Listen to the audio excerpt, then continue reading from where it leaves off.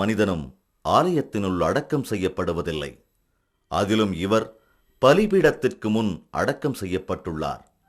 அந்த பேறு பெற்ற மனிதர் மறைசாட்சி தேவசகாயம். அவரது உன்னதமான கிறிஸ்தவ வாழ்வையும் விசுவாசத்திற்காக ஏற்றுக்கொண்ட வீர மரணத்தையும் எக்காலத்திற்கும் பறைசாற்றும் வரலாற்று ஆவணம்தான் அவரது கல்லறை.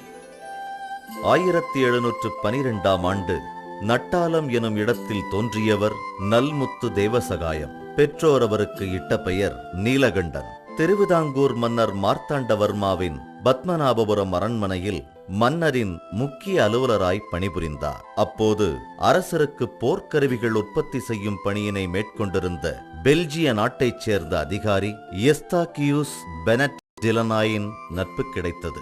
அவர் ஒரு நல்ல கிறிஸ்தவர். அவரிடம் இருந்து கிறிஸ்துவை தெரிந்து கொண்ட நீலகண்டன் தன்னுடைய 32வது வயதில் 1745ஆம் ஆண்டு வடக்கன்குளம் சிற்றாலயத்தில் பங்குத்தந்தை ஜான் பெப்டிஸ்ட் புத்தாரி அவர்களிடம் திருமுழுக்கு பெற்று தேவசகாயம் என்கிற லாசரானார்.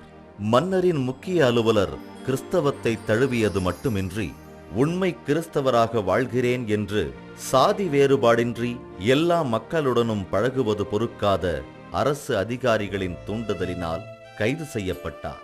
3 வருட சிறை தண்டனைக்குப் பிறகு அவரது இரு கைகளையும் பின்புறமாக கட்டி எருமை மாட்டின் மீது பின்புறமாக திருப்பி அமர்த்தி கழுத்தில் எருக்கம்பூ மாலை அணிவித்து 18 மாதங்கள் நாடெங்கும் அவமான பவனியாக இழுத்து வரப்பட்டார்.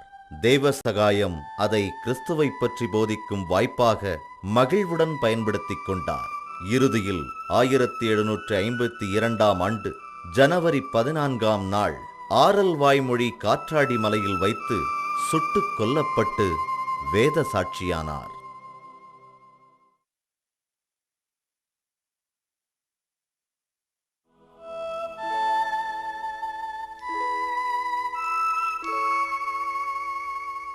சதா காற்று அசைவாடிக் கொண்டிருக்கும் மலை என பொருள்படும் காற்றாடி மலை வேத சாட்சியாகும் முன் முட்டோன்றி ஜெபித்த இடத்தில் அவர் முட்டு பதித்திருக்கும் இடம் இது.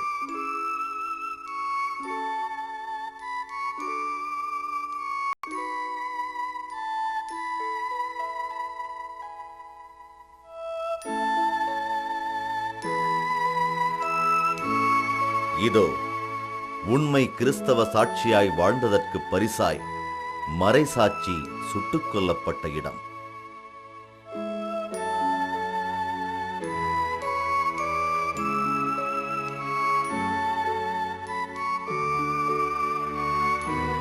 சுடப்பட்ட தூயவரின் உடல் விழுந்த இடம்தான் இது.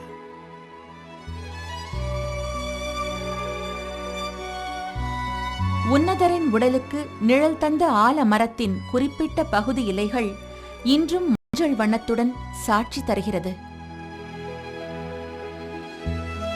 தேவசகாயத்திற்கு அவர் மறைசாட்சியில் மரித்ததற்கு இன்னமும் சாட்சி சொல்லிக் கொண்டிருக்கிறது இந்த மணியடிச்சான் பாறை.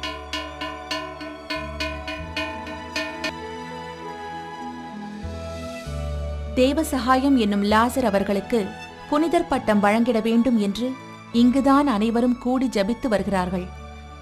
மறைசாட்சியான தேவசகாயம் அவர்களே, உம்மை போலவே சத்திய வேதத்தில் நித்தியமும் நாங்களும் உறுதியாயிருக்க வேண்டிக் கொள்ளும். ஆமென்.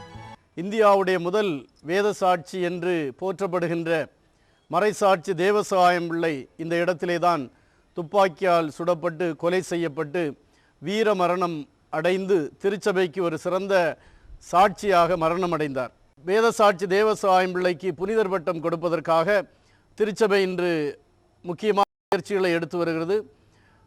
திருத்தந்தை 2ஆம் அருள் சின்னப்பர் அதற்குரிய ஆணையை பிறப்பித்து அந்த நடவடிக்கைகள் தொடர்ந்து துரிதமாக நடைபெற்று வருகிறது.